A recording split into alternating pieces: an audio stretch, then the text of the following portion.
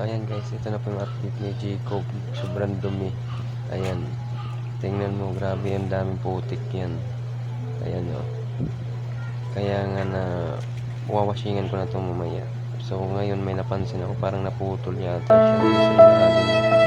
So gagastasan na lang natin yan.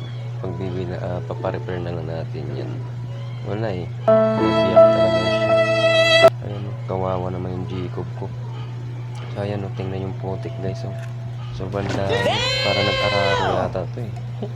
So ayan ayan. Mamaya bali washing na to siya. Tapos i-change oil ko na din to. Kahit rose lang yung motor ko, pero malayo na rin nararating ito. Galing pa to ng Baguio, Pangasinan, Batangas, Manila. Kaya alagaan natin tong rose na to. Kasi hindi naman ako iniiwanan to sa daan. Rose lang naman to, pero ipagmamalay ko naman tong motor na to. Yung hindi ko napupuntahan, napupuntahan ko. 5 minutes later.